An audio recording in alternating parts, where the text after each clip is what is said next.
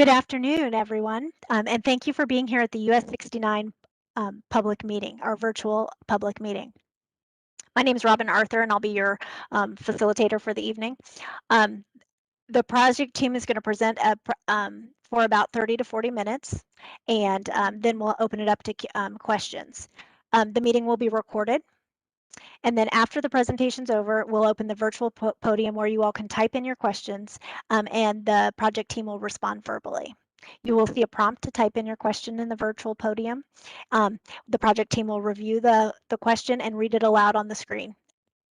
If you're a call-in user and have a question, hit *3 to raise your hand, and we will call on you.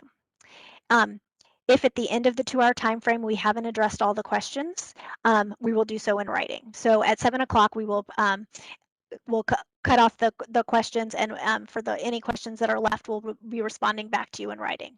So with kind of the rules of the meeting underway, we will get started with the presentation. And so I'd like to introduce Lindsay Douglas, the Deputy Secretary of the Department of Transportation. Thank you so much, Robin, and thank you to all of you for being here today to talk about this really important project for Overland Park. I'm here representing KDOT, but parts and members of our project team also include Steve Rockers, Ann Melton, Kelly Kultala. They're all members of the KDOT team. We also work with the Turnpike Authority and the City of Overland Park on this project, and they've been integral in getting us to the point that we are right now. This is a very important project for KDOT and the state of Kansas. We know that this concept of express toll lanes is a new one, and it's kind of an innovative way of managing traffic in metropolitan areas.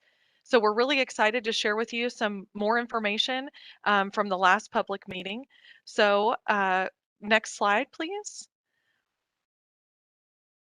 What we're going to be covering tonight is just review what we're looking at for the project, provide that project overview, look at the different alternatives that we considered, and update you on that environmental review. We have narrowed that to the 2 top options, both a express lane option as well as additional capacity that would be non-tolled. And then we want to talk a little bit about what the pricing looks like for these express lanes. I know there's been a lot of conversation in the community about this consideration. And after we have looked at and gotten feedback from the public about people's willingness to pay, we've arrived at some good cost estimates for where we're standing with tolling. And then at the end, we would love to hear any questions that you have. You can type those into the chat, as Robin said, and we would love to answer those. So with that, I will turn it over to Cameron McGowan, our project manager from HNTB. Well, thank you very much, Lindsay. Good evening, everyone. Thank you for joining us, as Lindsay said, and thank you very much for your interest in the project. Tonight, as Lindsay said, we want to kind of begin this evening with walking through the need for improvements on US 69. We'll talk through some of the current problems that are out there on the corridor, what we see from a traffic perspective, and then how that will impact US 69 as we look to the future. You can go to the next slide. So just as a reminder from our first public meeting back in January, the segment of US 69 being evaluated with this project extends from 103rd Street at the north, so just north of I-435, down to the south to 179th Street near the Overland Park Arboretum. This is about a 10 to 11 mile stretch of US 69, and that full length of this segment of the highway is what we're evaluating from an environmental perspective, from a traffic and engineering perspective, and also the subject of the toll study. You can go to the next slide. So let's begin by reviewing some of the problems that exist on US 69 or did exist prior to the COVID-19 pandemic. You can see many of those issues are listed here. So the roadway carries over 80,000 vehicles a day in many segments, which really exceeds what the roadway was intended to carry or designed to handle. This leads to significant daily congestion in many locations, but it's most pronounced north of 159th Street. And this contributes to unpredictable travel times, crash rates that are above the statewide average for similar roadways. And then the existing infrastructure is aging. The pavement and bridges are approximately 50 years old and will need major reconstruction or rehabilitation to remain in good condition. So those are some of the today problems, but the question becomes, what do we expect to happen in the future? In several later slides, I'm going to go through what's anticipated in terms of growth in this region, and that growth will contribute to increased traffic on US 69. And without improvements, this growth will worsen many of the problems that I just described. So I think this is best summarized in terms of travel time, or how long does it take to travel the corridor, which is illustrated by the dials that you see on the right-hand side of this slide. And what those dials show is that when the roadway is not congested, a trip through this corridor takes around 8.5 minutes. That's a weekend trip or something during the middle of the day when there's not a lot of congestion. But during those morning and evening rush hours, those times grow to between 10 and 14 minutes due to the congestion that's out there in certain locations. But without improvements, we anticipate those travel times will increase to nearly 30 minutes as traffic continues to grow out to the year 2040. So improvements on US 69 are needed to address both the issues that are out there today as well as the long-term needs in the corridor. Next slide. But given the events of the last year, a very fair question to ask is, will the problems we saw in 2019 return, or will it really be as bad as what you're showing? And I think that these are very fair questions.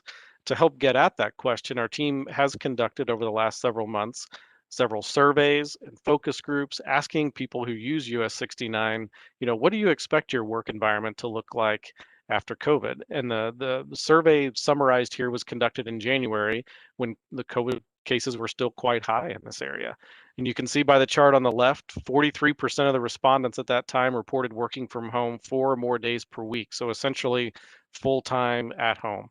But when asked, what do you expect your work environment to look like by the end of 2021, that 43% dropped to 11% that expected that they would continue to work from home 4 more days per week. So a significant drop. But it's also important to note that there was still a significant portion of that anticipated the people that anticipated working from home on a part-time basis. So overall, the takeaway from that survey was that people expect to start to trend back towards the office, but there's likely to be continued flexibility to work remotely for some time. Go to the next slide. So the question then is, do we have any evidence of some of these trends starting to happen? Is traffic beginning to increase? And we do have that. There is a continuous counter on US 69 located just south of 135th Street that helps us understand the level of traffic that's using US 69 on a daily basis. What's shown here on this slide along that left side of the graph is the number of cars that use US 69 in that segment in a single day. And then along the bottom are the months of the year.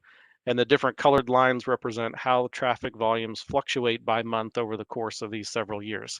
If you look at the yellow and blue lines, those represent the years 2018 and 2019, and those volumes are fairly steady. They kind of hover around that 60,000 vehicle per day mark in that location just south of 135th Street. However, in 2020, looks very different. If you look at the orange line, you see a big drop, a huge drop, almost a 40% drop in traffic beginning at the height of the pandemic, right when the stay-at-home orders were just beginning. So then in June of that year, when things started to open back up, traffic started to rebound. It didn't rebound all the way back to pre-COVID levels, but a significant increase in June and slight increases over the course of the rest of the year. And that trend really continued into early 2021, which is shown by the gray line. But as cases continued to drop and more people are getting vaccinated in the early months of this year, we do see a noticeable uptick in traffic. In fact, if you look at the data through the end of March, on a daily basis, traffic in this segment of US 69 is only 1% lower than pre-pandemic levels. So it's getting close. When we look at this in just the peak hours, the morning and evening rush hours, traffic is still down more than that. It's down about 8 to 10% in those specific hours, but that too is rebounding significantly as compared to what it was even just a few months ago. So all this to say, traffic does appear to be returning, and it's likely to continue these trends as the pandemic eases. We'll continue to monitor this through that continuous counter each month as we progress through the study. Next slide. So just as important to developing improvements on US 69 is not just the level of traffic, but where is traffic coming from and where is it going? And again, that was another question that we asked through the travel study. And we really found that the traffic on US 69 is diverse. It serves a balanced combination of both through trips as well as local trips. In fact, nearly half of all the trips begin or end in Overland Park, which is why US 69 is so vital to this community. You want to go to the next slide? So that gives us an understanding of what traffic is doing in the corridor, and we have some mechanisms in place to continue to monitor that. But what happens when we look into the future and what will happen in the future? So to understand that, we have to understand how the region is planned to grow. And over the last several months, our team's been working with Mid-America Regional Council and other partners to understand the planned land use and the anticipated growth trends for the Kansas City metro area, Johnson County, and then the area directly around US 69. To illustrate these trends, we wanted to share the projection for Johnson County since US 69 serves Overland Park, but also the broader region. And this planned growth is strong. As you see in the table, from a population standpoint, it's expected that the population will increase in Johnson County by nearly 40% by 2050. And from an employment standpoint, the growth is even stronger with nearly 50% more jobs in Johnson County by 2050 than there were in 2015. So this planned growth will increase traffic. And if we go to the next slide, I'm going to show what that looks like. So that planned growth does translate into significant increases in traffic on US 69. As you might expect in the northern part of the corridor, say north of I-435, this area already has the highest traffic levels and is mostly developed in the area that surrounds US 69. On a percentage basis, that increase is lower, but this area still grows to nearly 120,000 vehicles per day. Maybe on the opposite end of the spectrum, down near the southern end, down near 179th Street, traffic is lower in those areas because it's less developed in that part of the corridor. But on a percentage basis, the results show well over doubling of the existing traffic. So regardless of location, between now and 2050, this represents a lot more traffic on US 69, and that's going to worsen the congestion, increase the travel times, as I talked through on one of the earlier slides, and contribute to more crashes, meaning something really does need to be done to improve US 69. So to walk through some of the alternatives that our team has been considering for US 69, I'll now turn this over to Gretchen Ivy. Thank you, Cameron. Good evening, everyone. We next kind of wanted to walk you through the different improvement alternatives that we have identified for US 69 based on some of the problems and needs that Cameron shared a little earlier in the presentation. Go to the next slide. This slide quickly kind of shows the 6 alternatives that we considered as our range of improvement alternatives for the project. And when we first look at that from the environmental clearance standpoint, we always compare that back against a benchmark of a no build. And so if you're wondering why you kind of see that on there, it's kind of a benchmark for comparison as we look at the different alternatives for the project. And so I'm going to go ahead in the next couple slides and just walk through each of these and give you some details about those alternatives.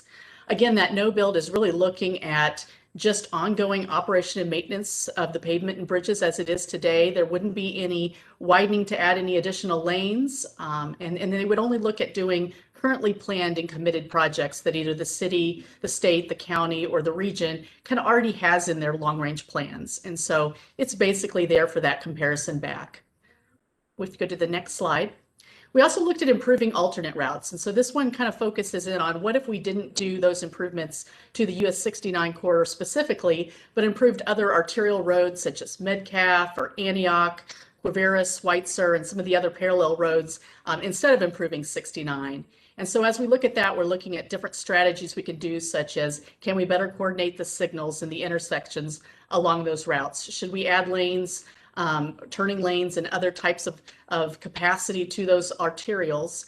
And then other transit improvements we could do to add bus routes or improve transit stations and things like that along those corridors.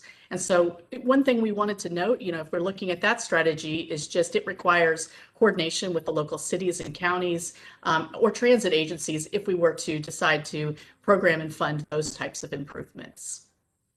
If you go to the next slide, we also looked at something about just better using the existing capacity of the 69 corridor. Before we add any additional lanes of capacity, are there things we could do just to better manage the capacity in the lanes that we do have? And so these are mainly low cost types of strategies we could do just to improve the overall safety and mobility and address key bottlenecks along the corridor. And some of these things, have already been done to the 69 corridor. You've seen those signals out there on some of the ramps to do some metering of traffic as it enters 69, different things that the Casey Scout has to offer with variable message signing. And so it's things like that, but things that could maybe address some of the cues that happen on that, or other technology things that might be coming as we look at other technologies in the future we could add to that corridor to help manage the demand of traffic. It also involves things that we can do just to kind of manage the demand of people that want to use it during those peak periods, whether that's through carpooling that we could do, or staggering work shifts and telecommuting and other things that we might see going on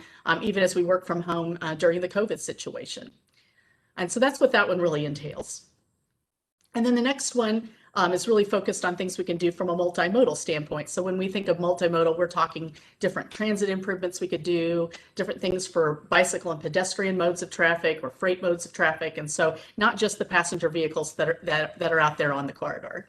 And so as we look at this and we think about the transit aspects, we've really focused in on different bus improvements that could make the most sense as we look at them for application on 69. And so that would be things such as you see in the picture on the screen of, do we do bus on shoulder, similar to something that's done on I-35 today? Or do we just improve the frequency of routes and their travel on the corridor? Other things we might do from a bicycle and pedestrian standpoint is not necessarily put those on the U69 corridor, but improve the parallel trails that connect, or other crossings of bike and ped across the 69 corridor. And so that's what that alternative really focuses in on. And in the next slide, this is where we start to get into the ones that add capacity to the corridor. And these were touched on a little bit at the beginning, and Lindsay kind of talked about us honing in on these as possible strategies as we move forward for 69. But the first one is traditional widening, similar to any other widening project that's been done on 69 in the past, where we add an additional lane in each direction that all motorists can use. And it does look at reconfiguring certain interchanges such as I-435 or Blue Valley Parkway to better address some of the challenges from a traffic situation at those locations, as well as other local interchanges and cross streets. It does include a reconstruction element too to the existing pavement and bridges so that they're in good condition as we do the widening of the project.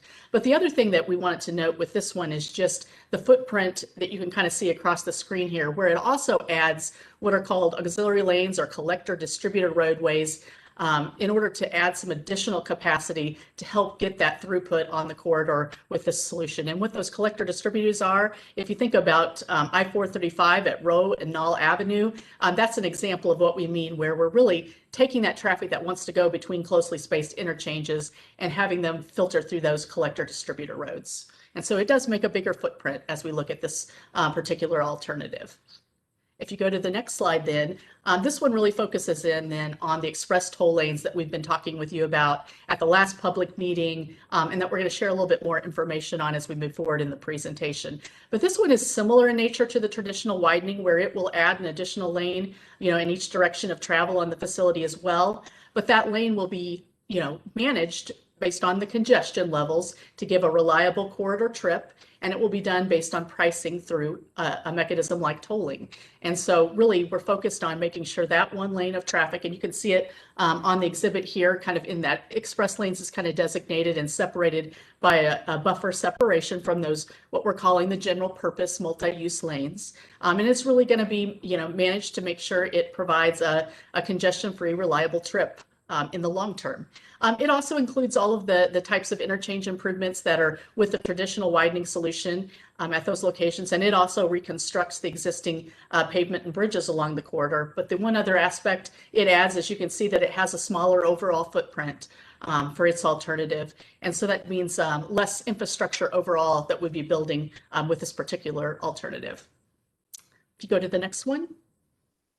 We'll focus in now on just kind of what we looked at from the evaluation. We talked a little bit earlier about we're at that point in the environmental process where then we want to take these alternatives and kind of assess them from different screening criteria we use. So this represents our environmental impact process for the project. I think we shared this last time. And so last time we were here sharing the number one, this purpose and need part of the project. And now we're back here talking about that alternatives development and screening. And so there will be a couple of other points along the process before we're done with the environmental clearance for the public to come back and do another public meeting with us in the fall. But at this point in time, we're really taking those alternatives and transitioning into number 3 there, where we're taking it into the environmental assessment and doing that environmental impact clearance process for the alternatives that we decided to carry forward based on our screening. If you go to the next slide.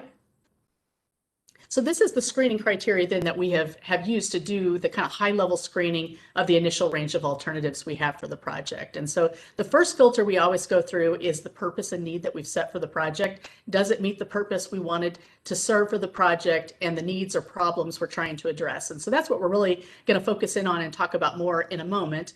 But we also look at, the natural and human environment, different engineering and cross criteria, as well as the public and stakeholder input we get from you, as part of our public outreach process to help us decide, which alternatives are best to carry forward for the project. If you go to the next slide.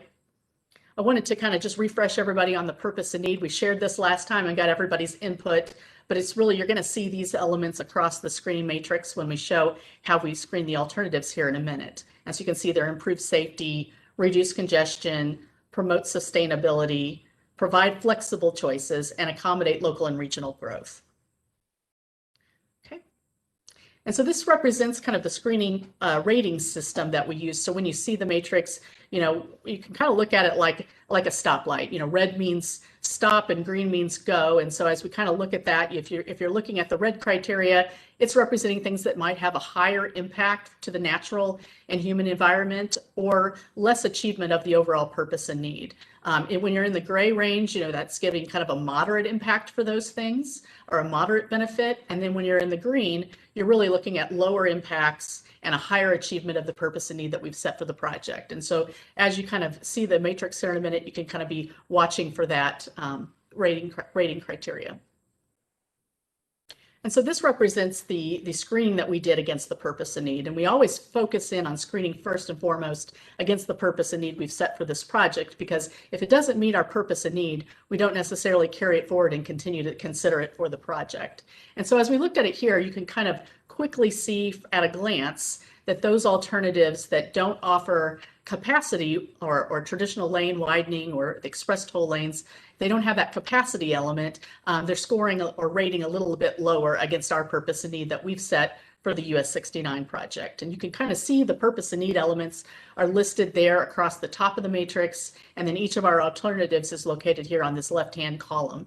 And so just to touch on a couple of these are on our story map on the online website. So you can go and kind of see some of the details of this in more detail, as well as some of the other screening criteria we used. But just to talk about a couple of features here, being that improved safety. Safety is always one of those things that's first and foremost when doing an improvement to a corridor like this. And what we found is, we have the stop and go traffic that on 69, and really adding capacity does the most to address the kind of congestion related queues and stop and go traffic we see on this corridor. And so that's why you're seeing those capacity solutions rating a little bit better there. And that relates to the reducing of the congestion and traffic that Cameron just showed a moment ago related to the corridor. Sustainability, where we're looking at there, is really thinking about the long-term sustainability of this corridor. How do we make it, a resilient corridor for the long term, so that we can build less infrastructure overall? And I mentioned earlier the footprint. It's a little smaller for the express toll lanes than it is for the traditional widening. And so that's why you're seeing a little bit more benefit there related to promoting that long-term sustainability. Just to touch on one other would be the flexible choices. And that gets into, we did see benefits with the multimodal, such as transit or other bicycle and pedestrian things we could do that offer some benefit to the corridor to offer some more choices. But we found that some of those traditional widening ones also offered some flexible choices, especially express toll lanes, because there's ways that we can accommodate transit and help it be a more reliable trip for transit as a part of that solution as well. So I want to pause there and give Lindsay a chance to kind of weigh in and talk about just any trade-offs or how she sees this coming out from KDOT's perspective as well. Yeah, thank you, Gretchen. As we were doing the rate ranking and looking at these different options, we know that there's going to have to be trade-offs. And so as we're doing this review, and as you hear maybe some of the additional information that we're going to present on these two options, think about those trade-offs. Think about, what you could be giving up and what you could gain, kind of the pros and cons as we continue to work through this. Thank you, Gretchen. Sure. And as I turn it over to Cameron, the one thing to focus in on here then is that we're going to carry forward and look further at the environmental clearance aspects of the two add capacity alternatives. And so, Cameron, we'll turn it over to you to talk a little bit more about that and comparing them. All right, very good. Thank you, Gretchen. And as both Lindsay and Gretchen kind of just talked through, the two alternatives that appear to best meet the purpose and need, both involve adding capacity or adding lanes to US 69. But we want to, in this next part of the presentation, we'll walk through some of the differences between how that is done, whether that's adding that additional lane through a traditional widening, or adding that additional lane as an express toll lane. And as you'll see, these differ based on how they address congestion, the size of the footprint of those improvements, and they differ on cost and how the project could be constructed in phases over time. So we'll walk through a handful of those items. So on this slide, let's first begin with how the two options handle traffic. So if you think about existing US 69, there are two lanes in each direction that are not tolled or managed, and this is represented by the top lines that you see on this graphic. And during the morning and evening rush hours, speeds on US 69 drop down to about an average of 15 miles per hour. That's the congestion problem we're trying to solve. That's what causes those increased travel times and unpredictable trips. We then looked at what happens if we add another lane in each direction and then apply that future 2050 traffic to that widened roadway. And we looked at that in two ways. The middle set of bars on this graphic illustrate how the system would perform if we add another general purpose lane, not an express lane. If what we see is that by 2050, the speeds do improve over existing. They improve, but to about 40 miles per hour, and all the lanes operate essentially at the same speed. Because all the lanes offer the same speed, the only way to increase that is to add more lanes, similar to what Gretchen described with the collector distributor road systems. If we consider a different approach, though, where that added capacity is added as an express toll lane, the bars on the bottom of this graphic illustrate how it performs differently. Because that express toll lane is managed using variable pricing, the express toll lane can provide a higher speed and a more reliable trip, and the option for that more reliable trip. The general purpose lanes do see an average reduction of about 5 miles per hour, but because there's now that option to have a higher speed, more reliable trip, there's less need to continue adding additional lanes. So both of those options improve the congestion over what we see today, but they do so certainly in different ways. I mentioned previously that with the traditional widening, all the lanes operate the same. And the way that you improve those speeds is to add the additional lanes in the future, which increases the footprint of the roadway under that alternative. So in the following slide, I'm going to go through a couple of examples of how the two options differ on footprint and resulting impacts. So starting at the southern part of the corridor, this is a section of the roadway that's, say, just north of 159th Street. And if you compare the two alternatives at this location, the footprint's pretty similar. The difference is just whether that inside lane is an express lane or a general purpose lane. And the footprint is not that different in this location because there's less traffic and there's less space in between the interchanges. So we go to the next slide. However, if you move to the north, say between 135th Street and Blue Valley Parkway, this really starts to change. So further to the north, there's more traffic than what there is down to the south, both today and what we would predict into the future. And the traditional widening alternative needs those additional lanes, those collector distributor roads, to handle the traffic between interchanges without disrupting all the lanes of the highway. And this is similar to a concept, I think Gretchen referred to the Rowe-Knoll interchange on I-435, but it's also similar to the segment of I-435 between Quivira and US 69, just to give you another example. With the express toll lanes alternative, those additional lanes aren't needed, though, because the express toll lane is able to maintain a congestion-free, higher speed, and more reliable trip. So the impacts of this larger footprint with the traditional widening alternative, it depends where you are on the corridor. But generally speaking, because the traditional widening needs those more lanes, the larger footprint has a greater impact on adjacent properties and parks and streams. So if we go to the next slide, so to illustrate, you want to click that one more time. So to illustrate with just an example, this slide shows the location just east of US 69 and just north of I-435. The traditional widening alternative is shown on the left and includes the collector distributor roads that we've mentioned here previously. This concept would likely require the acquisition of an adjacent property and impact at least one commercial building, which is shown there with that pink box. The express toll lanes alternative, on the other hand, shown on the right, fits within the existing right-of-way and does not impact that property. Next slide. So we've covered the differences between these two alternatives in terms of how they handle traffic and how they differ on footprint and some examples of what the impacts of that is. Now I want to talk a little bit about how they differ on cost and how they could be implemented in phases over time.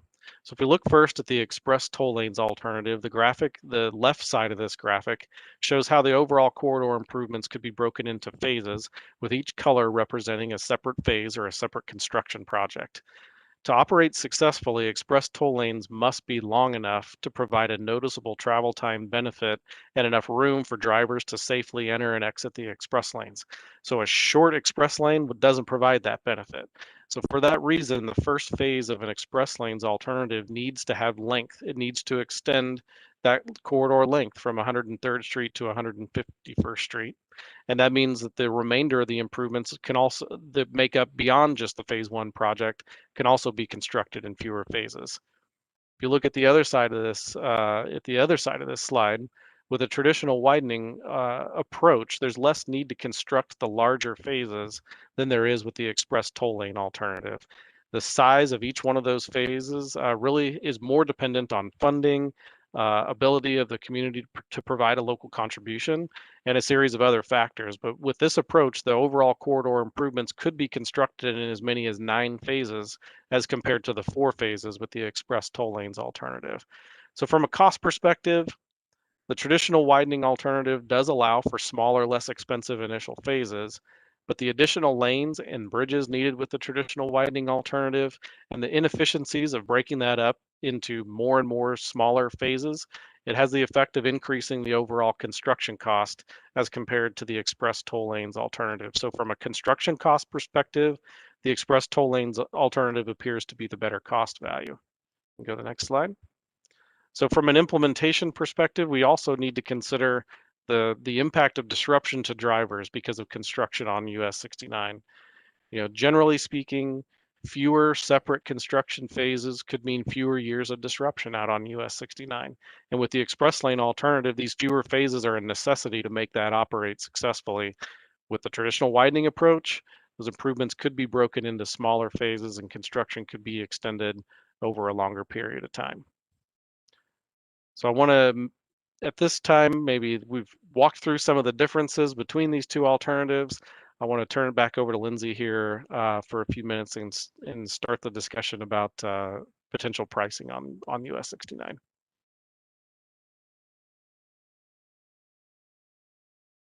Thanks, Cameron.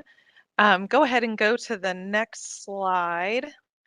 I want to be super clear that the toll aspect of this is not to make money. At KDOT, we are looking at this tool, yes, as one thing, it does raise some revenue that we can contribute towards the project in the way of local contribution. But more importantly, it reduces the congestion over the long term and helps us manage that so we don't have to keep building and building more and more facility to manage the same amount of traffic. And we really want to ensure that trip reliability. So as we see different demand at different times of the day, we're going to use supply and demand to drive that cost of the toll to make sure that we are keeping that lane free flowing so that people have very good trip reliability. Cameron?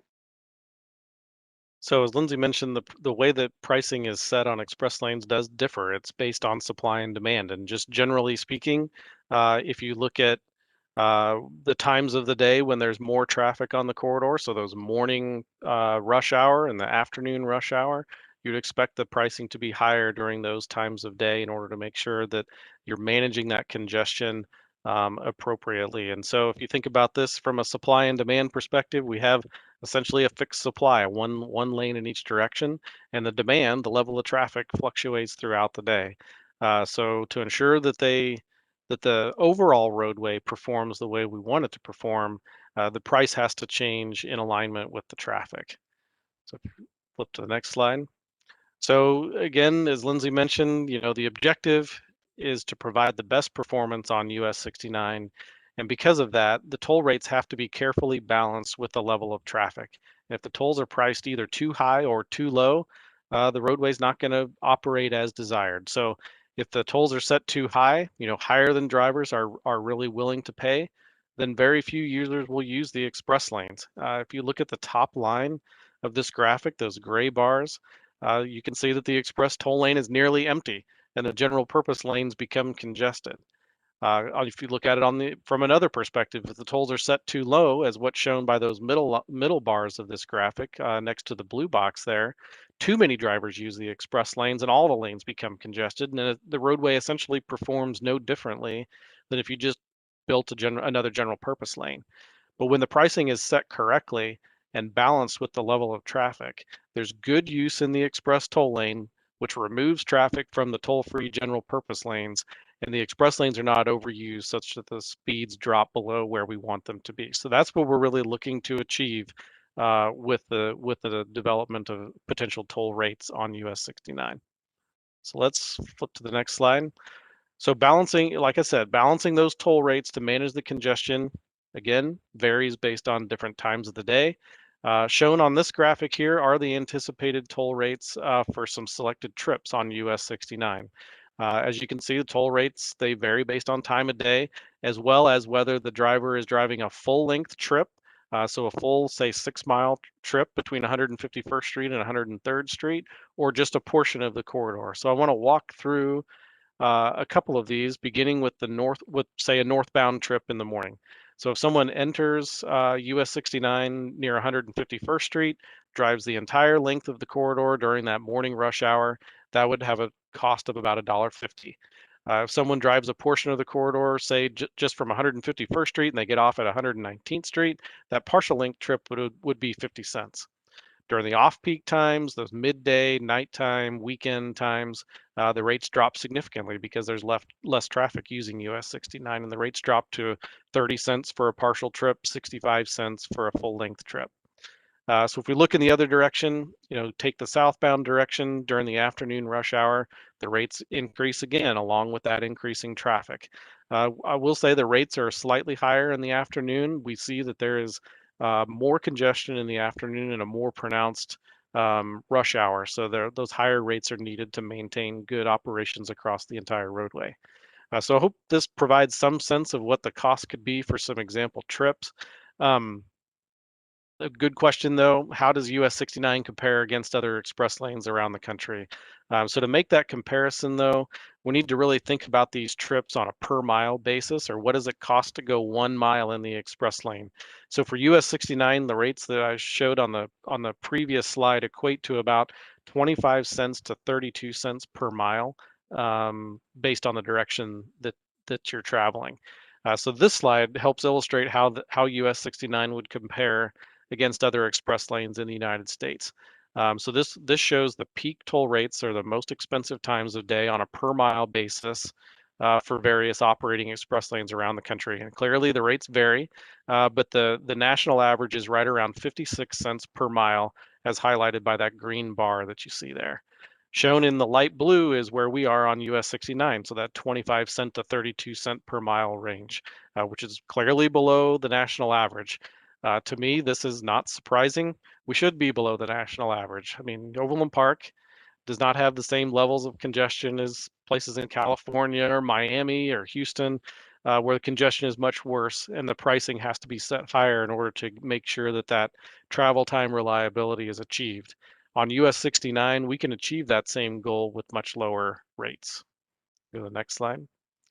So looking at this maybe just in a little different way, if we consider some example trips, this illustrates how the costs vary based on length of the trip and when the express lanes are used. So again, using that example of a northbound traveler who enters at 151st Street and drives the entire length of the corridor during that morning rush hour, that trip costs $1.50. But during the less congested time of day, the cost for that same trip is 65 cents. Another example trip, say someone's coming south from I-35 or 103rd Street, and they get to 100 and their destination is 135th Street in that southbound direction. The cost for that trip during the afternoon rush hour would be $1. But that same trip during the less congested time of day is 35 cents. So just another way to visualize the costs for some potential trips. We'll flip to the next slide. But most people, I don't think, think about their household budget in terms of the cost for a trip. They tend to think about their personal finances either by week or month or annually. So what we've done here is thought about some examples of how different users could choose to use the express lanes differently. Some will choose to use the express lanes frequently. Say this is a commuter who chooses to use the express lanes, say 5 one-way trips per week in those peak periods. If used in that way, that would come with a weekly cost of about $7.50 or a monthly cost of about $30. But many people won't use the express lanes that often. They'll choose to use the lanes occasionally, only on their most important trips, when that additional speed or reliability is essential. Just as an example, say they use the express lane once per week when it's most congested, but don't necessarily take that full length trip. So if they used it in that way, the user's cost for that type of usage drops to about $1 on a weekly basis or $50 per year.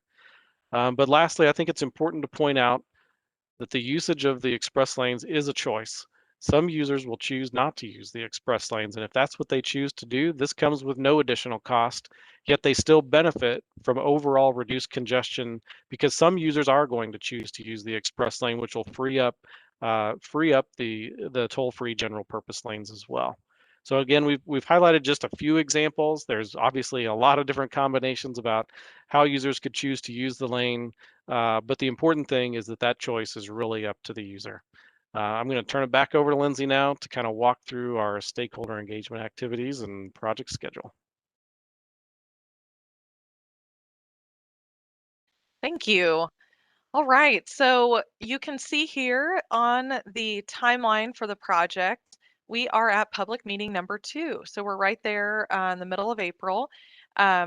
We will continue to meet with city council members by ward and provide them presentations. And we're working towards sort of a mid-June timeframe for a decision on which option could advance. If the decision is to look at express toll lanes, then that would go to the Kansas Turnpike Authority Board for a decision in support, and then the State Finance Council. Go ahead to the next slide. At the first public meeting, we had really, really great attendance. We had 438 people attended the virtual open house. 200 of those, about a little over, were as part of the live discussion, like what we're having tonight. We had 115 comments and we had over 60 questions that were asked and responded to during the live event. The questions really centered on the 3 items that you see there. Is there a definitive need for improvements? Would the express toll lanes be a good solution? And how do they work? And so tonight we tried to help answer some of those additional questions that were asked in the first meeting. Go ahead to the next slide. And we are continually engaging. So for anybody that is wanting to look for information, we are on all the social media platforms. We're on Nextdoor, we're on Twitter, we're on Facebook, and we also have a very active website where you went to tonight to access this meeting. I thought this comment was pretty good. and I think that my husband shares their opinion, that if this were available, they would have a hard time not using it every chance they had, right? They want to be out there, they want to use it. They found a benefit from it when they were traveling through Dallas. So I think that's a really great example. More of the fact sheets and additional information, questions are also available on the website if you're looking for additional information. Next slide. And we're going to continue to engage with everyone. As you can see, April is really high volume for different public meetings. We will be sending out another public survey to a sample of residents in this area and even outside of Overland Park that are users of the corridor. And we'll have focus groups and additional information being brought together in May. Go ahead to the next slide. And this is how the project fits in overall as far as what we're working toward for design and construction. So as you see there, the construction pipeline announcement for the Eisenhower Legacy Transportation Program is planned for the middle of June. That's kind of why we're looking at a decision on whether or which option we might move forward with on US 69. Then we would need to complete the environmental and traffic analysis, do some additional preliminary engineering with a goal of design and construction by sort of the middle of 2022. So that's the overall project discussion. If the tolled option is not the path that we go down, I think there needs to be some additional conversation about whether or not there will be a local contribution on the project and what of those 9 different phases would we want to move forward with as the first phased project for getting some improvements on US 69. So with that, go ahead to the next slide. Thank you guys very much, and I'm going to turn it over to Robin. I know that there's going to be a bit of a delay as you prepare questions, but I'll let Robin explain that. Thank you, Lindsay. So we've concluded our presentation portion of the meeting, and the meeting has been recorded, so we will be posting that presentation live for you to see in the next couple of days on our website. So if you missed any of it, you can go back and rewatch it. We've opened our virtual podium to questions. If you have a question, you may type in the question, and a member of the project team will respond verbally. We are going to take like a 2-minute break so that Lindsay and Cameron can catch their breath real quick, and then we'll start to respond to questions. But you will see the prompt in the virtual podium. We'll review the questions, and then we will respond to them verbally. And then if at the end of the 2 hour at 7 o'clock, if we still have questions left, we will make sure that we respond to those in writing. So we appreciate that everyone being here. We have about 130 folks that have signed in. So we really appreciate everyone being here and listening to the presentation. So we will get to your questions shortly. So just give us about 2 minutes. Thank you.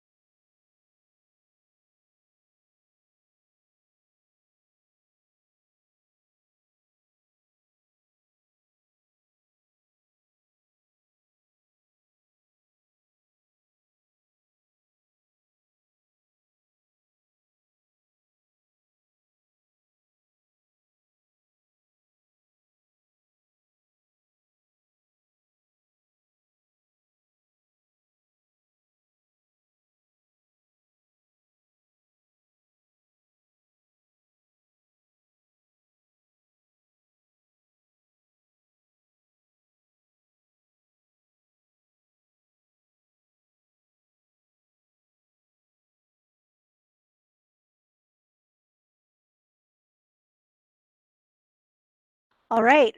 Well, thanks everyone. We've got a few questions here, and we appreciate everyone taking the time to type them in. So we've got one fairly lengthy question from Timothy in Overland Park. So I'm going to, I guess I'll just read it out loud for everyone so that everyone can hear it. It looks like this may be considered for any plan. There is significant amount of accidents as a result of the following traffic flow of those attempting to enter 69 and exit at I-35 at 135, 135th Street, sorry, right lane. Southbound of Blue Valley Parkway into and out of southbound 69 at 127th Street block, enters into the innermost lane that merges with the traffic approaching 132nd Street Bridge. Now that you've opened up this space on the west end under the 132nd Bridge with the recent lane extensions, if you would consider an overpass on the south side to the outermost lane for traffic to merge into the normal right lane to left. I truly feel that this would cease the resistance of the vehicles cutting across two lanes of traffic in a short span of road and lessen the vehicle interaction friction and the number of accidents as a result. Keeping in mind that the first built the Farmland and Sports Complex at 135th Street at the time of engineering. You want me to take that one? I think that this is an engineering question that I can answer. So Timothy, that is an excellent point. And what I would tell you is you would be very happy to hear that the planned concept would have the Blue Valley traffic enter on the right side, so the furthermost lane, not the closest lane. And I think that that will help solve a number of problems for folks that are driving southbound on 69. Did I miss anything? Okay. No, you got it. All right. All right. Next question is oh, it's not coming on. Okay, is from Grant. Marketing on social media make it sounds like express toll lanes is the only option. Is the only way to reduce congestion. But as presented here, the traditional widening would reduce the congestion as well. If cost isn't a reason as to why the express toll lane option is being pushed, why not proceed with the traditional widening first? And if congestion isn't good enough, then implement the express toll lanes. Well, that's a good question, Grant. Appreciate you asking. The cost of the two different options, whether that be express toll lane or general purpose expansion, the cost of building those is considered in what might be the best option. We also are looking at the environmental impact. We're looking at the size of the footprint, the size of the facility, and how that correlates to maintenance costs. We're also looking at how we can manage that congestion in the long term. So what I would say is that the traditional widening is definitely an option. And if that is the path that is chosen, we will decide kind of how best to phase that of those 9 different sort of independent projects. If the toll option is chosen, we think that that will help manage the congestion more for the long term with the size of the facility. And it also is a lower cost option. So that definitely is considered. If I misstated and said that the toll revenue isn't necessarily a consideration, that is true. Whatever toll revenue is raised off of managing that lane and maintaining a free flow of traffic, that could be contributed towards that construction cost that is actually lower than the traditional widening.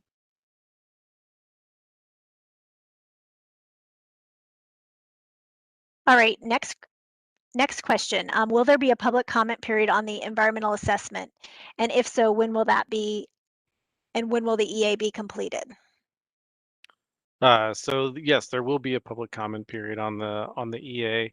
I might ask Gretchen to correct me if I'm wrong here, but I think that we're anticipating having the draft EA completed around September, and it would go through a series of reviews, including comment period and an additional public meeting, and would look to kind of secure that final environmental approval in early 2022.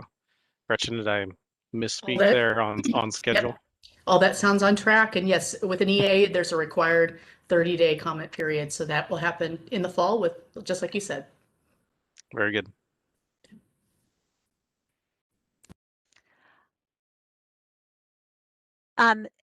The mechanics of the money collection: toll booths, credit card, exact change, speed limit on express lanes as regular lanes. Great question. Yeah, Nope. well, so from a collection standpoint, no toll booths, no change, no credit cards in the lane. Really going back to the primary purposes of considering express lanes is to manage congestion, and certainly putting a toll booth out there on US 69 isn't going to keep that traffic free flowing. So what we would envision here is collection in two different ways. Either if you either with an electronic transponder like a K tag, if you use the KTA system and have an account with a K tag, that's certainly the best way to have it read your toll or read your vehicle electronically and charge your account. But that's not the only way to do it. If you do not have a K tag account, it'll read your license plate and send a bill to you in the mail. I think the other part of that question was like a differential in speed. At this point, we're not anticipating signing two different speed limits for the express lanes versus the toll-free lanes.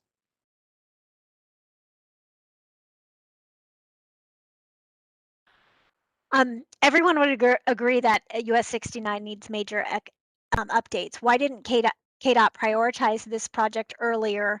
Why are express lanes needed to pay for this project rather than using traditional route of highways to get paid for and updated? Well, thank you, Grant. The reason that this project hadn't been prioritized sooner, I believe that it's been on Overland Park's priority list for 20 years. The reason this wasn't prioritized sooner is we were delivering the T-Works program. And during delivery of the T-Works program, the revenues into the state highway fund were transferred out and used for other state purposes. And we weren't able to complete the projects in that T-Works list. There were improvements to US 69 on the northern part where it already has been widened. That was sort of the first project out of the gate for T-Works. And because we weren't able to complete the projects that were selected under that program, we're working to complete those now. Last year, the Kansas legislature passed the Eisenhower Legacy Transportation Program, which really set up the policy for this program that we're doing right now. The US 69 project ranked or scored in our scoring criteria highest in the state for economic and engineering factors as well as local input. So this project is a very high priority coming into the new IKE program, that Eisenhower Legacy program I spoke of. And so as it relates to the toll option, that was really introduced in the 2019 legislature following a round of meetings all around the state with a transportation task force. It was identified at that time that we needed more tools for locals to be able to provide a contribution to projects that were a priority for their community and allow them to help contribute towards the construction of that project. There were about $18 billion worth of needs identified, and only $2.3 billion are going to be funded under the IKE program. So this project, pretty sizable, right? It's 600 or 700 million, depending on which option you choose, and only $2.3 billion available for the 10-year program. We have to look at how we can use our dollars as smart as we can and get as much improvement as possible. So when we looked at that, the legislature helped us by passing a tool that we can look at tolled projects only for new capacity, not to pay for existing lanes or for maintenance or anything like that, but only where we're adding new capacity, we could use tolls to contribute to that construction. So that's kind of how we got here. This project, we did a phase 1 feasibility on this corridor to see if tolls would be a good option to help contribute to the construction cost. That phase 1 proved out and said that we did have enough congestion and enough vehicles on the corridor to make that work. And now we have gotten to this point in the phase 2 analysis to see how much revenue could be generated. What would that price look like? Does a toll road fit, or toll express lanes fit into the configuration of this roadway? And what we have found through our study that is, that we're working on now, is that that is a good option for a whole host of reasons in addition to the local contribution.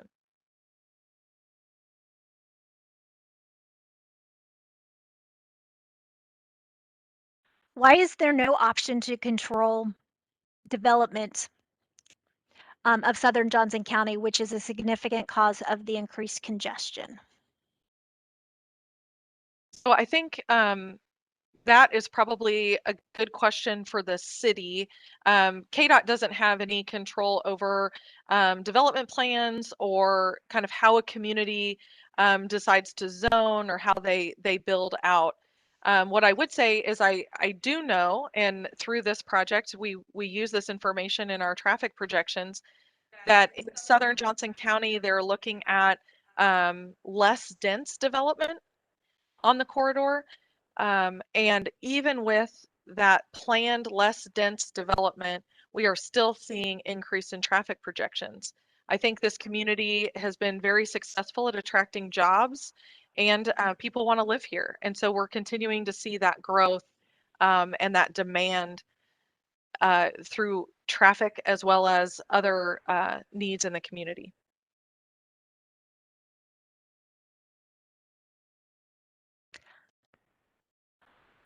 What measures, if anything, will be taken to mitigate increased sound pollution in communities near the affected portions of 69? And we have a couple questions later that address this as well. So, noise.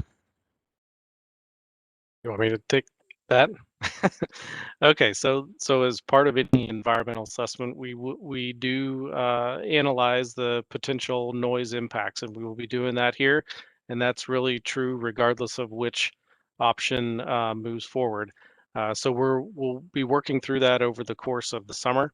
I will say that the noise walls are expensive, and it has to be able to meet a series of criteria. One of which is from a cost perspective, does it make sense? And so that'll be part of the evaluation, certainly, as we work through that over the course of the summer to determine not only are they warranted, will they work, but also from a cost perspective, are they reasonable to implement? So that'll be part of what we include in the environmental assessment. The only thing I would add to that, Cameron, is that because the city is a partner on this project and has been involved in this, they would be involved in that, or they will be knowledgeable of that decision. And if it does come down that some type of mitigation strategy is needed for noise, we will have to have conversations with Overland Park about how to fund that as well. Next comment and question is a great presentation and very informative. Thanks, Darren. How would the tolls be collected from local residents and from out-of-town travelers? Why have other locations chosen not to use ETL? So the ETL is a new, as I said, it just passed in 2019. So this is the first project that we've gotten to this stage of analysis to see if it would be a good tool for a corridor. I do think there are other areas that would be interested in incorporating an ETL. We don't have those projects yet. This was kind of the first one out of the gate. As far as how the toll would be collected, I think you all saw the slide that Cameron presented that talked about the traffic in the corridor. About 50% of the trips either originated or terminated in Overland Park. So that means you have about 50% of the traffic on the corridor that's coming from outside of the city of Overland Park. How that toll would be collected is if that person chose to use that express lane, they would enter in at the enter-exit merge area, and we would capture their transponder or their license plate to collect that toll. It would be available to people outside of the community, and about 50% of the through traffic is from outside the community. So this is, truly as direct a user fee. You can use the corridor and never pay it, or if you choose to use it, you can, no matter where you live.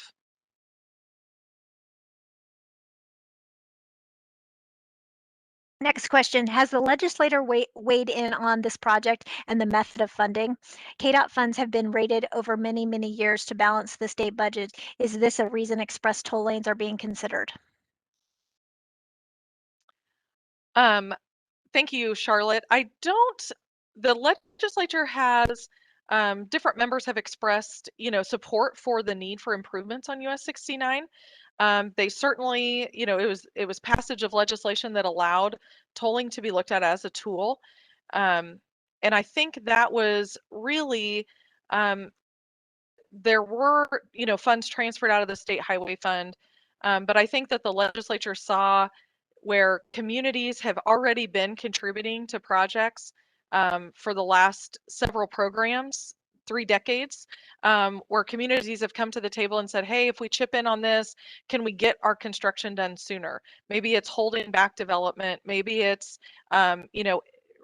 reducing desire to live in a particular community because of traffic or because of the lack of access. And so we've seen communities want to contribute previously. This will, if the decision is to move forward with express toll lanes, it would go to the Turnpike Authority that does have a couple of legislative members. And then it would also go to the State Finance Council for approval and review. So we have several layers of sort of checks and balances, to make sure that this is a good fit, both for the community and the state. And Cameron, I think we had this question just a little bit earlier, but let's clarify. Will I be able to access 69 North from Blue Valley Parkway and access Blue Valley Parkway from 69 South? So those are movements that are not there today, and the concepts we've been looking at, regardless of whether it's express toll lanes or whether it's a more traditional approach, we're not intending to add those additional movements with these concepts that we've been looking at.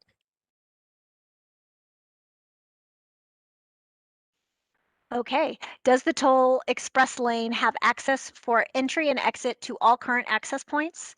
If not, how is it limited? And seam safety would be a major concern in moving from express lanes to many exits.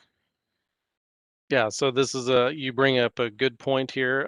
The short answer is there are some locations that don't have direct access to the express lanes, and really the biggest reason for that is safety. One of the things that you have to make sure with an express lanes solution is that there's adequate length for people to make those maneuvers, both across lanes and into and out of the express lanes in a safe way. And because of that, if you have interchanges that are spaced too closely together, then you can't provide that access safely. And so an example that we would envision out here on this corridor is if you look at the closely spaced interchanges, say between College Boulevard and I-435 that are really close together, there would not be an opportunity to enter and exit in that location just because there isn't the length. But what we have done is tried to understand people's origins and destinations and where do people come in, where do they want to go, and positioned the express lane access points to serve as many of those trips as possible. Thank you, Cameron. Can you expand on what happens with regard to the construction pipeline announcement and what specifically needs to be done to launch the alternative delivery procurement? More specifically, what is driving the start of the alternative delivery procurement and when do you see that starting? The environmental approvals, funding availability, et cetera. Lindsay? Yeah, thank you. Right now, where we are in the IKE program is we have announced, projects for the development pipeline. US 69 is one of those projects. When we put projects into the development pipeline, we do an assessment to determine if that project is going to be a good fit for alternative delivery or not. There is some limitation in the legislation for alternative delivery, the total number of projects or value of projects that we can construct during this program. This project went through that review, and at the beginning, we've decided that this looks like a good candidate for alternative delivery. The way that this continues is once a decision is made on whether or not we're moving forward with an express toll lane project or a traditional widening, that kind of sets the stage for how this proceeds and the timing. So I showed several slides of our schedules, both from an engagement perspective and the overall project schedule. We are still on track and are targeting the current procurement schedule that is in that, with a design and construction, moving to design and construction in the middle of 2022. So I think we are on course with that timeline. And the next critical decision is which option, whether it's traditional widening or express toll lane, that we choose to take so that we can finalize the remaining preliminary engineering to get that project ready. All right. You showed one building impact under the non-tolled option. It appeared to be impacted because of the parallel exterior roads, like null and row lanes. Why would those lanes be needed at that interchange? So that particular location, the reason for the CD road in that particular spot is to separate a couple of the movements in the I-435 interchange. So to separate out the westbound to northbound ramp from the people that are going to 103rd Street. So that's kind of the purpose of that that system there. Again, you know, with the express toll lane option though, because that express lane is able to maintain good free flowing traffic in the express lane, we think that that's less necessary under that solution.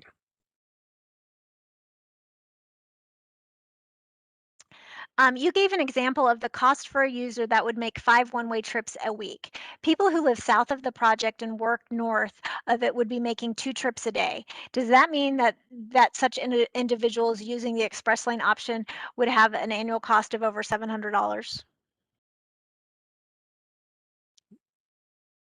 I could see where that would be the case. If you used it 10 times and you are traveling at peak at sort of that highest amount, that is the case. If you are traveling, you know, that cost is going to vary throughout the day. The peak and off-peak amounts that we gave are sort of estimated based on the travel information and the data that we have available. I would say, you know, if what we have seen and what we've seen in other communities and data we've collected, people don't tend to use the express lane for every trip when they are on the corridor. They don't use it at both morning and night. If they use it more as a, you know, there's a, you know, congestion or a backup and we need to get to a meeting on time or get to pick up the kids from daycare, but they don't tend to use it both directions. Yeah, Cameron, do you have anything to add? yeah, I would echo that, and typically, so as you described, if someone did make the choice, if that was their choice to use it in that way, yes, that's correct. Most people we would not expect to elect to use the lanes in that way, and that's not as common a way that we see as we look at operating express lanes around the country.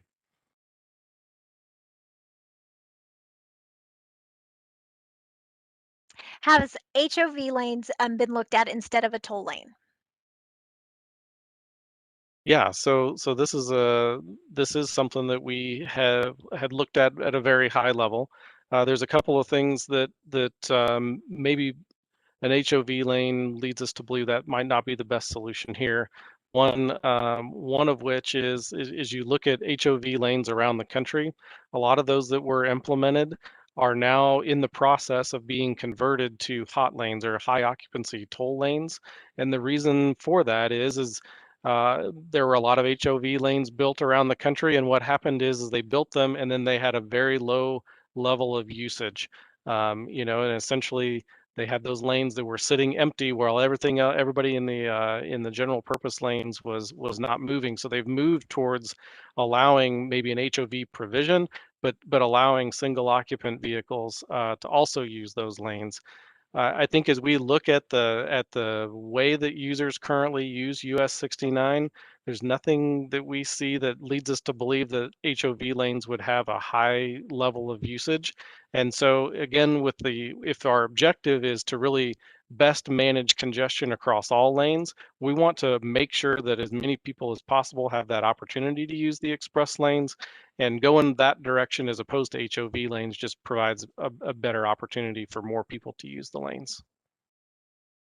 One of the things that we've been talking about, Mary, is that if we have a transit option, or if people have the opportunity to commute together, bring other people into their vehicle, and that cost on the express lane could be shared, we might see some natural high occupancy traffic emerge as an option on this corridor. So that would be an exciting benefit if we can see an overall reduction in the number of vehicles, and the express toll tool actually helps us achieve that as well. We touched on this a little bit earlier, but will locals be required to pay a toll? Let's just clarify that. Yeah, thank you. So according to the legislation, every user of the facility has to pay a toll. If there is, if you're wanting to incentivize transit, maybe you charge a lower cost, but every user has to pay something. It does not require that every user has to pay the same amount. So if you have a truck with multiple axles, they may be paying a higher amount than a passenger vehicle, um, just as an example.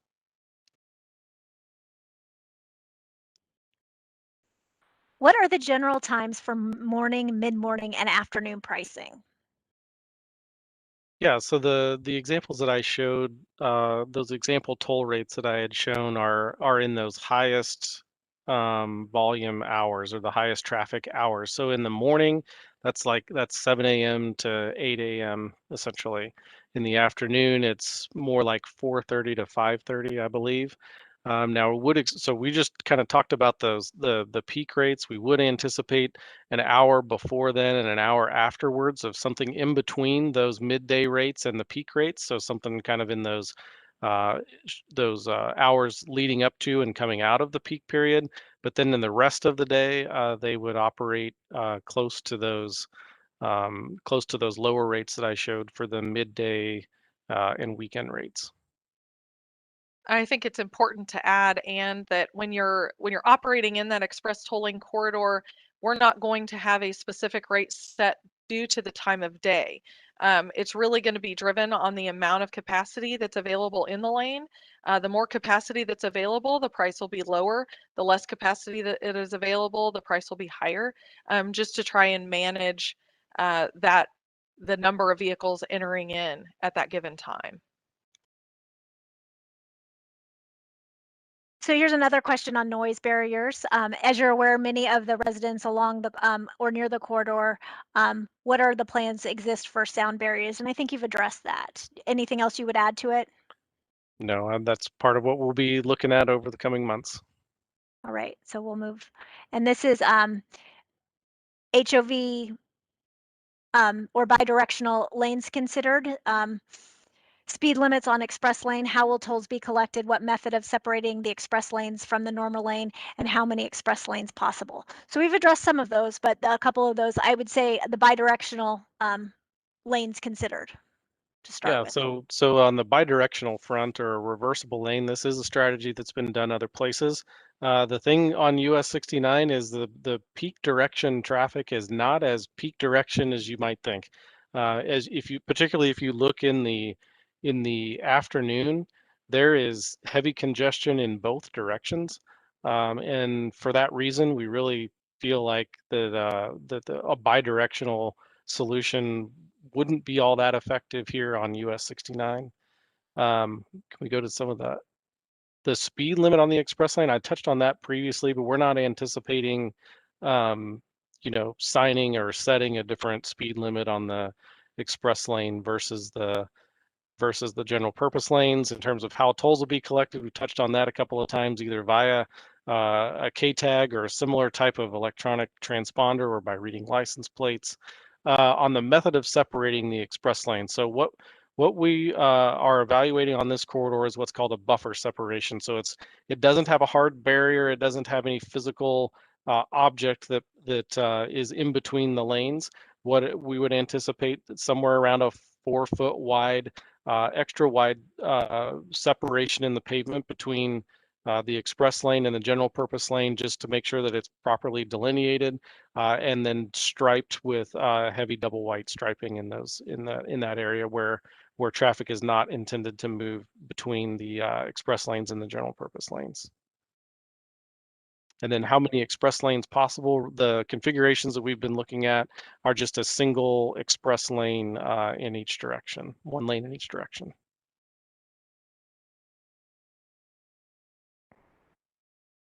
All right, is a new bridge on 127th Street over the highway included in the project? Is the 132nd bridge to be rebuilt? And if so, how long will it be closed? Is the walking trail between 127th and 132nd on the west side of the highway going to be usable during and after construction? So on the 127th Street bridge, no, the concepts that we've been looking at do not include constructing a new overpass at that location. On the 132nd Street bridge, though, that bridge was developed and intended to be able to accept a larger section down below. So we would not anticipate needing to rebuild that 132nd Street bridge. It's a good thing because that's not that old of a bridge. And in terms of the walking trails, between 127th and 132nd on the west side. So that's an area where there could be some impact during construction. The details of that will be more determined when we get into the alternative delivery procurement, and the details of that design and the construction phasing are worked through by that construction and designer team. But certainly restoring that after construction would be essential after the project.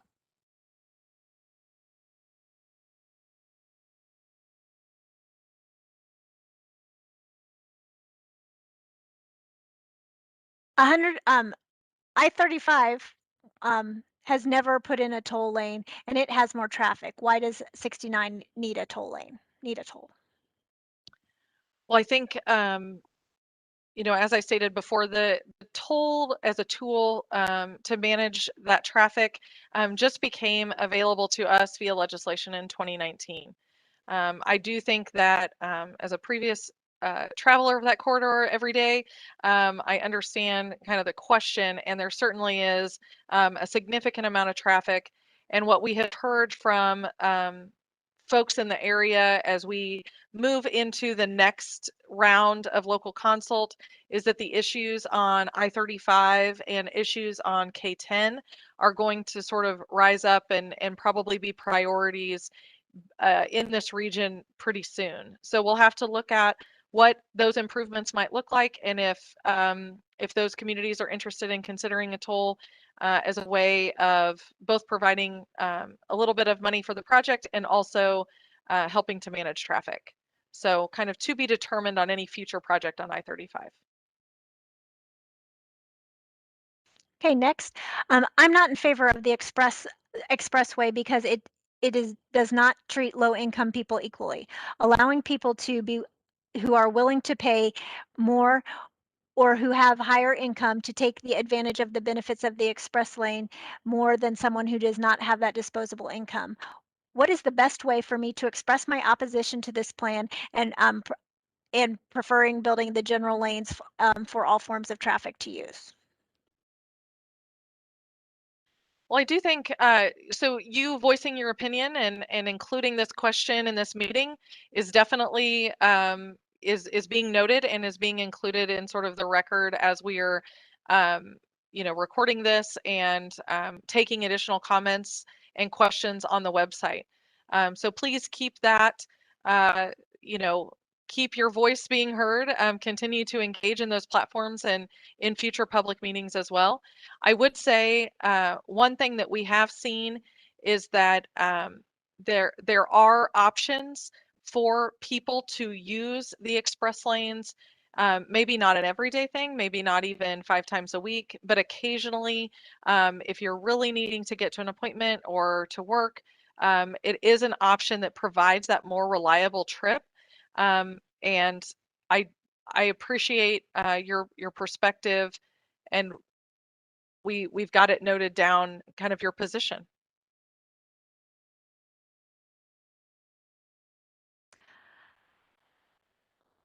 All right, next one. I think we've talked about this a little bit. Has there been any consideration for 2 lanes in the same direction? So we've talked about the bi-directional. What if pay for the express lane and someone drives at a slower speed? I'm stuck. And you mentioned that the Kansas Turnpike Authority would oversee a toll road. What enforcement would enforcement be the same as it is today, city, county, and state? So the slow driver in the express lane, so that's a phenomenon that certainly somebody could do that. I will say though that generally speaking, as you look at how these are used other places, the people that are electing to choose to pay a toll to travel a higher speed, usually will want to be driving a higher speed. So, that phenomenon, while it's possible, I would say it's less commonly seen as we look at how these operate in other parts of the country. And then in terms of the KTA overseeing the roadway, the traffic enforcement, we would still anticipate that the routine traffic enforcement out there on US 69 would remain the same way as it is today with the combination of Overland Park Police and Kansas Highway Patrol. One clarification on the KTA piece. The KTA would be a partner of KDOT. This would still be a KDOT facility. And we are working out sort of the details of how that partnership would work. They have the expertise in sort of toll collection, but this corridor is pretty far removed from their facility. So I think we would be partnering with them on some of the toll facility aspects, the equipment, the technology, making sure that it works with a KTAG, but this would be a KDOT facility. Thanks, Lindsay. I think our next question from Adam M is, look at the larger highways. It's been demonstrating that adding lanes has regressive returns. Traffic generally is most effective when there is a flow interruption, such as lane changes to avoid traffic and merges, causing following drivers to slow down in a recursive cascade.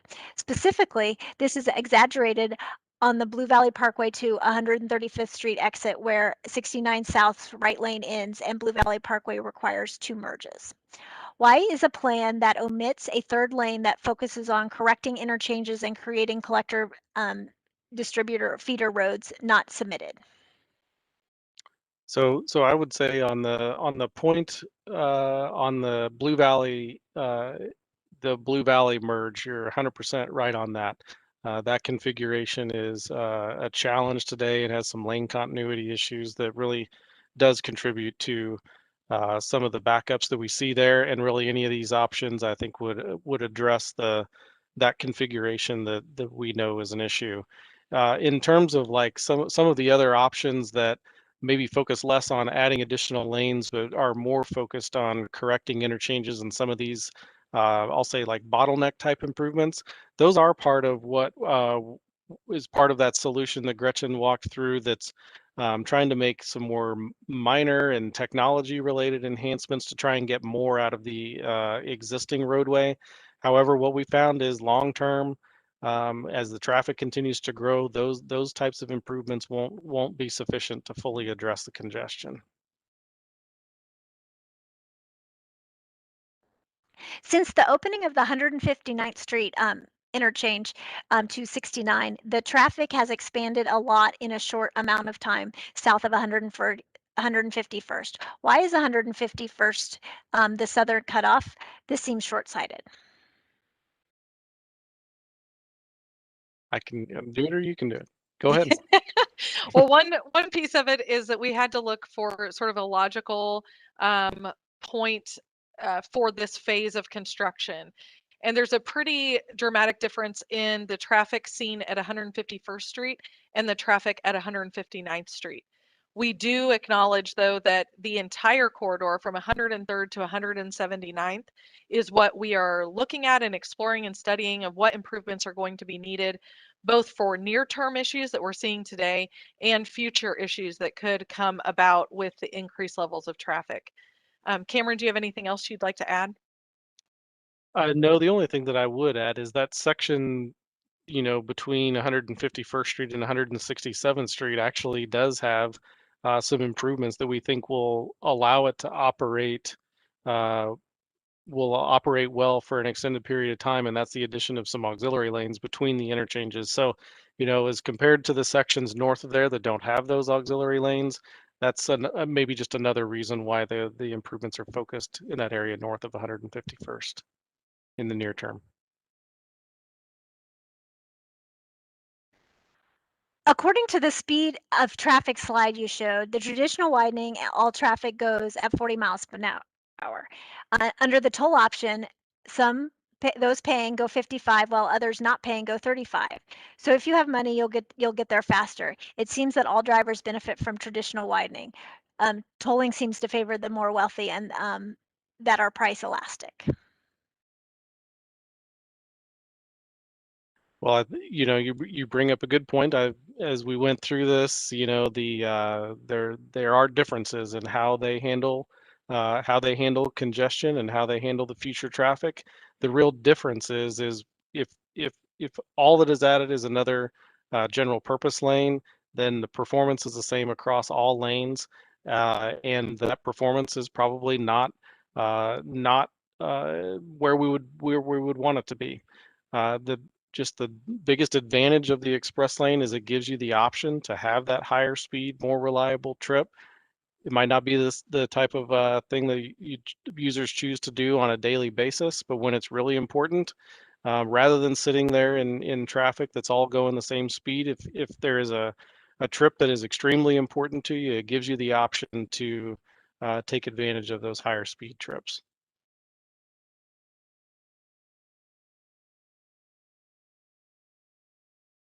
Putting a fast lane on Highway 69 is a tollway. Is that tied to House Bill 2296? Oh, Brian, I can't remember the bill number. I'm kind of looking at we might be able to come back to that and confirm while we're still doing the meeting. So I'll have Anne help me out with that one. I cannot remember the bill number off the top of my head. All right, we'll move on to the next question then. The other extreme bottleneck and accident prone is the northbound Clover League from I-435 eastbound to enter US 69 to go northbound, because the Clover Leaf brings cars into the right lane of US 69, but those want to move to the left lane in the very same lane where the cars are trying to exit from US 69 to go west on I-435. This must be fixed no matter whether it's tolled or not tolled. Yeah, so you are very correct. That is a short weave through there between the two loop ramps. And both the general purpose widening and the express toll lane solution both would remove the northbound to westbound movement that's currently a loop and construct that as a flyover bridge, which would remove that weave section, the short merge section there that you're describing. So yeah, both of the options that are being carried forward would address that ramp.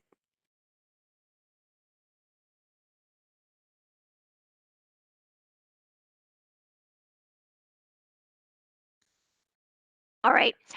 Next question. It sounds like it's a foregone conclusion that the KDOT and OP Council is moving towards express lanes instead of traditional widening. How can all citizens of Overland Park, instead of the limited subset selected for a survey, voice opinions on both options? Will results of surveys be publicly available? Personally, I'm in favor of traditional widening. Yes, thank you, Drew. I think engagement here and communicating, through the website, sort of your opinion, it's certainly being noted here, and we will take that into consideration. If you have a specific opposition to express tolls, we would want to hear that as well. We're looking at, data and requirements under sort of a federal review on the environmental side, and we're trying to get a holistic view of how this facility could work for the community. So if you're opposed, we certainly want to hear that and want to hear maybe why you would prefer the traditional widening as well. So please provide that information through the website or here in the comments. Thank you.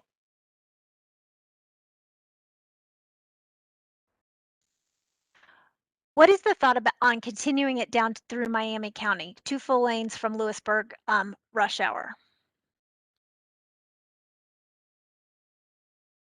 So I think we're starting with the corridor from 103rd to 151st just as a reasonable length to both capture the benefits of an express toll lane and also impact where we're seeing the biggest issues today, both from a safety standpoint and congestion standpoint.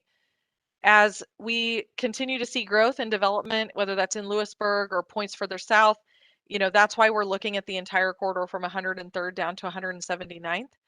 I don't know of any current studies that have looked at the the congestion or the amount of traffic at the entrance, at least that first interchange in Lewisburg. So I might need to phone a friend, my friend Cameron over here, and see if he has additional input to provide. No, I think it just need to continue to look at how do those regions continue to grow, and if they continue to grow in such a way that there's a need to have expansion that goes further south, then that'll be part of future study.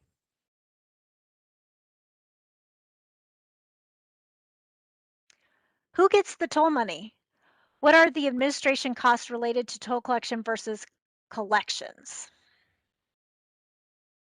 You want to cover where Yeah. the money goes part? Yes, the toll revenue would be collected by potentially the Turnpike Authority as our partner.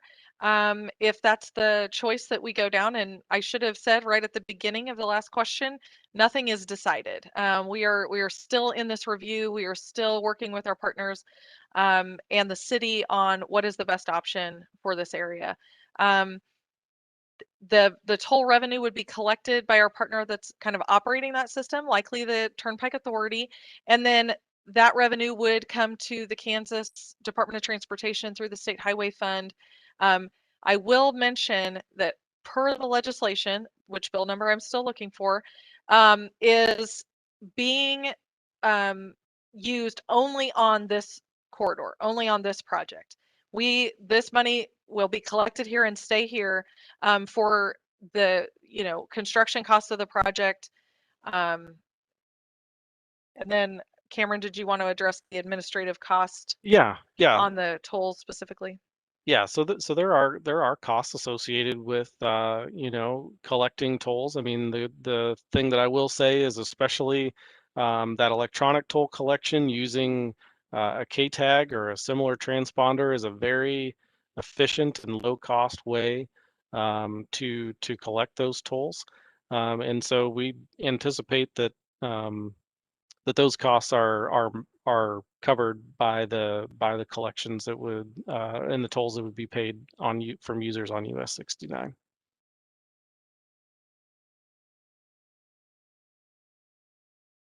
Robin, before we get to the next question, just to go back and kind of clarify the tolling legislation, that was not the correct bill number.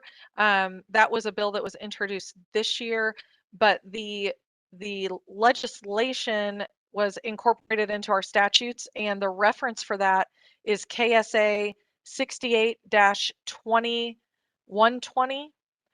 So you can find where that that statutory reference for the requirements on the tolling legislation. Thanks, Lindsay. And then Theo had a question. During construction of either option, will traffic be rerouted to alternate routes? So we'll still have to work through the specifics of how the design builder, that designer construction team, would choose to stage their way through construction. But we would not anticipate allowing, a complete closure of US 69 for an extended period of time and rerouting that onto city streets. Okay. The only toll road I know of in the area is I-70. Area taxpayers pay a ton of money in taxes for roads, and now we all have to pay more in tolls. We've successfully used traditional widening to expand I-435 and could work for 69 as well. It seems we're charging tolls because the legislator said KDOT could, and this wealthy area is ripe for charging tolls. That's more of a comment than a question, but. I would just respond. There are a number of sources of revenue that come into the state highway fund: motor fuels tax, registration fees, federal funds that are typically or mostly made up of motor fuels taxes. And then we also have a portion of the sales tax that goes in. With those revenues, we receive about $1.2 billion a year in revenue, and about 500 million of that goes to just preserving the system that we have today. There are a few areas, and we've really tried to hone those in with establishment of the IKE program, of those areas that need expansion. And this area is one of those, and the tolling less so as a tool for raising revenue is really a tool to help manage the congestion, so we don't have to continue to expand this corridor more and more as we continue to see growth in this area.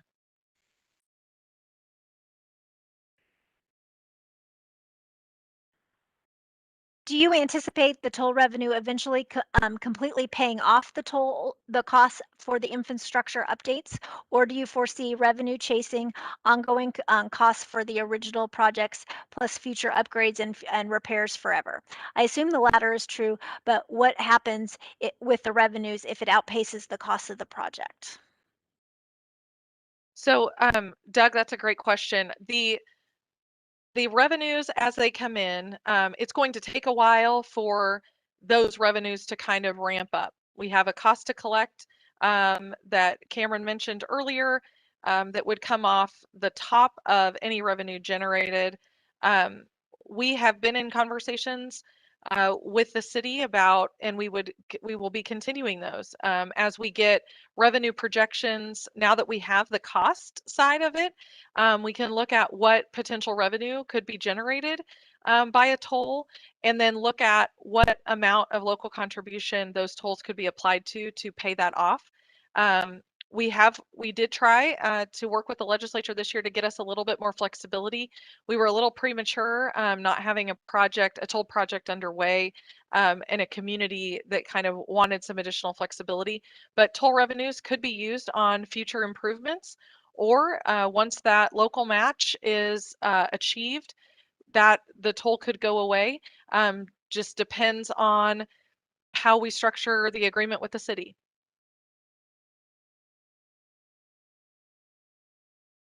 All right, next question. On the original design that was shown at the first public open house, the lines highlighted in orange represented what was needed to be done now, and blue represented what could be done in the future. Is there a chance that some of improvements highlighted in blue, the 435 College and 135th improvements, could be included in the first phase of the US 69 improvements? So I think this is kind of in reference to the two side-by-side express toll lanes and general capacity or traditional expansion. I think if the express tolling option is not utilized, we would need to look at what revenue and what funding exists to move down that list of priorities for a traditional widening project. I think the the original graphic that was used in the first public meeting was really kind of before we had all of the information that we have about the express tolling option, the current traffic projections, what traffic is going to look like in the future, and kind of what could be independently built as improvements on the corridor. And with that, I'll pause and see if Cameron has more to add there. The only thing that I would add is, there's there's potentially some other options for some innovation through the alternative delivery procurement to try and expand the scope of the project within the budget that we have. And so, that's an opportunity where some of those options, if, as long as we're sure that we're clear about prioritizing which ones are most important, there might be the opportunity to go beyond just the base scope that we've been kind of talking through in this setting. Um, will there be a place for the public to post questions and concerns and get a response after this meeting? Well, I will answer that. And yes, there is a place on our project website. We have you can post comments. They come to the project team. We will respond back to those. We have an email address that you can submit comments to, and we will respond to them. Our virtual online meeting is up now through April 30th. It has all of this information in there and has several opportunities for you to click on and provide comments through our comment portal. So it's all available on our 69express.org website. So please feel free to go there and provide comments. There should be a comment form after this public meeting as well for you to provide comments. Thanks, Nathan. And then the next question is a good long one. It says, will you address the social class issue around charging people for using the faster lane? Society as a whole will change after COVID, and it's important to understand that social class issues will be more prevalent, especially if this project goes forward as planned. For example, the majority of people able to work from home after the pandemic will be higher earners that can more easily afford to pay. Obviously, they won't need to travel as they are working from home. The majority of people driving post-pandemic will be lower income blue collar workers that cannot easily afford to pay a toll. The people that will be paying the toll will be higher earners that will still need to drive, relegating the lower earners to the slower moving lanes. This project will exasperate social class issues. Just because people are willing to pay doesn't mean they should. The solution being proposed is a short-term one at best, but it will have lasting effects on exacerbating larger societal issues. Thank you for that comment. We are definitely interested in collecting additional feedback and input from, whether that's lower income earners or if, users of the corridor that see this as a disparity creating opportunity, I guess. So I don't know.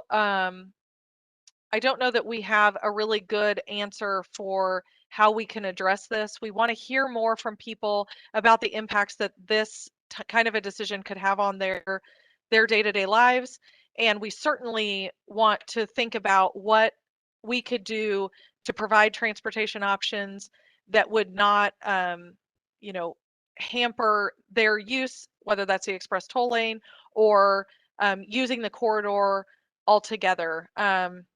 So we're certainly taking input and looking for more information about how this will impact users of the corridor.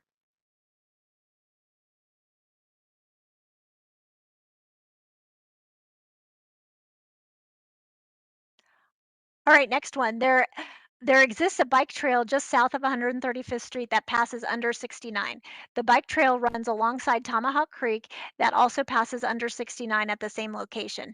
Deers, coyote, bobcats, turkeys, and other wildlife roam within this area.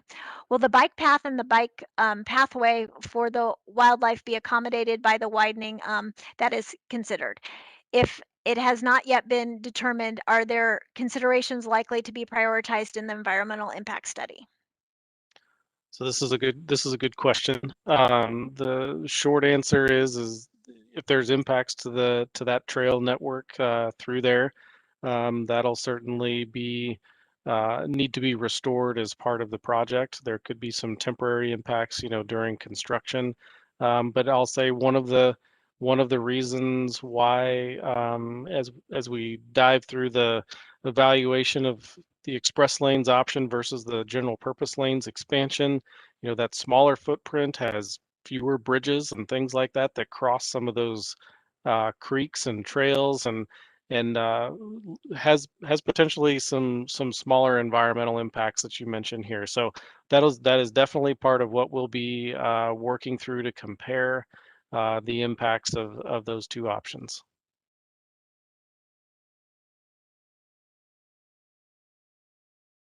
All right.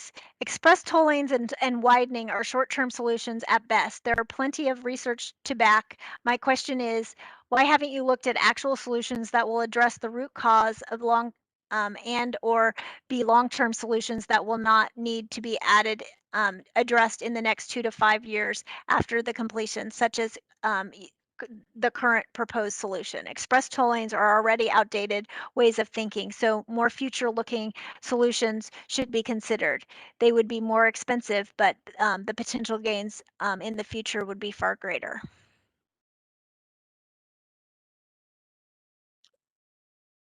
Go ahead. Well, thanks, Nathan. I think please feel free to respond back with an additional comment if you have ideas that, even if they are more expensive, that we should be considering, because we are certainly focused on wanting to make sure that whatever improvement that we are making on this corridor is going to help manage the congestion and meet the needs of the community. I think that is our sole focus. The express tolling option is one way to do that. The traditional expansion is another. We looked at 4 other options, as Gretchen discussed in the environmental ranking. But if there's other options that we haven't looked at, we certainly want to hear about those, and would definitely be open to exploring other options.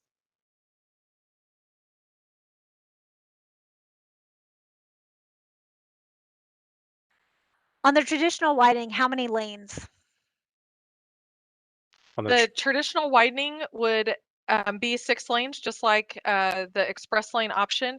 However, with the traditional widening, we would also have to build, depending on the location in the corridor. The example that was shown was just north of 135th Street. You would have 4 additional lanes, 2 in each direction, of collector distributor roads. So a total of 10 lanes between collector distributor and mainline capacity.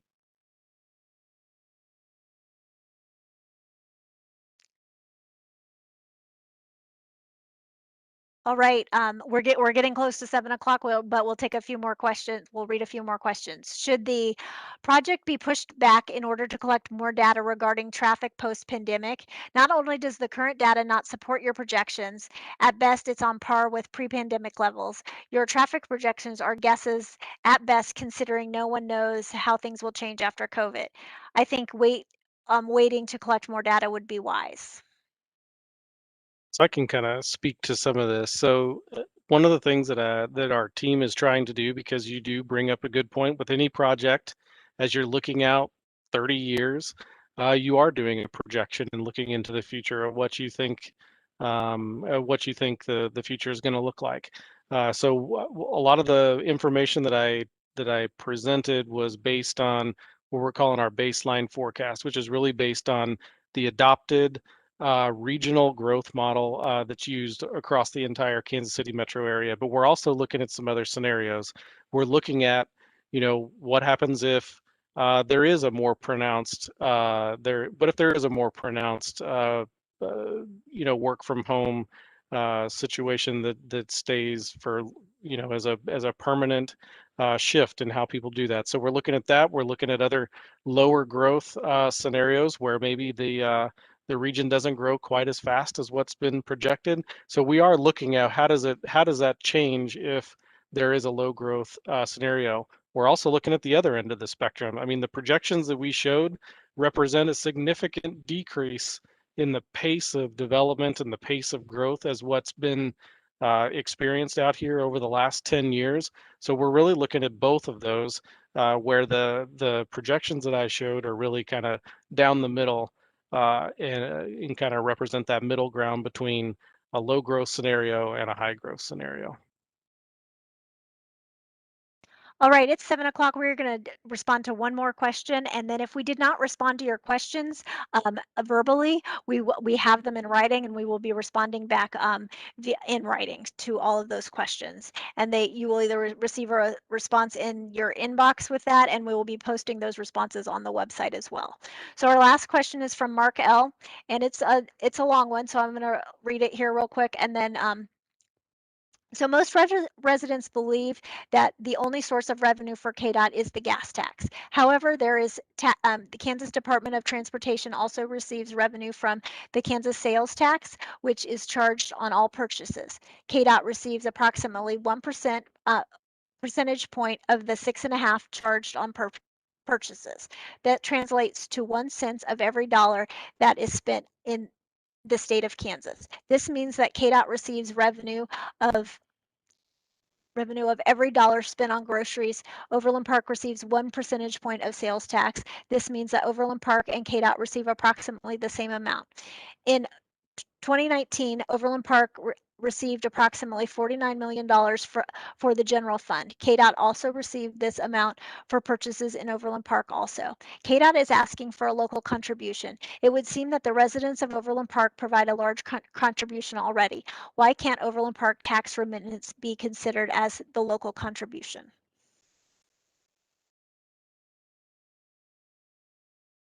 Thank you, Mark. I think I can't speak to the specific numbers of sales tax generated in Overland Park or received by Overland Park.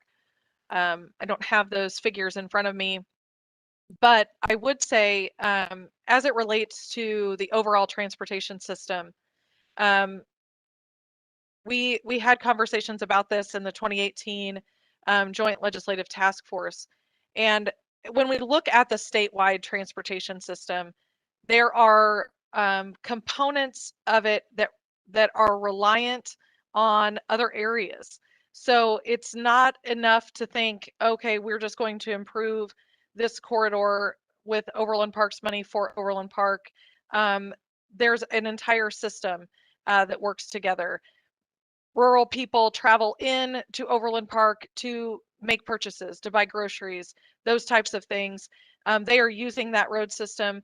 Our agriculture products travel on our state highways and use rail.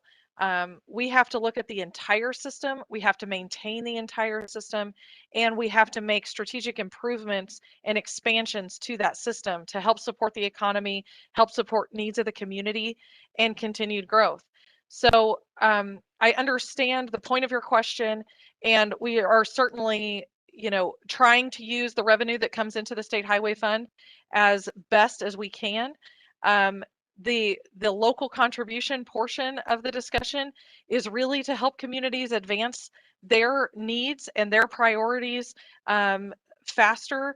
And it's just, we've got 18 billion in needs and wants around the state, and we have 2.3 for the next 10 years to address that. During that time, we're going to have more on the want list that grows, and we've got to do something on the revenue side and try and leverage our dollars as best we can to meet the needs of the entire state.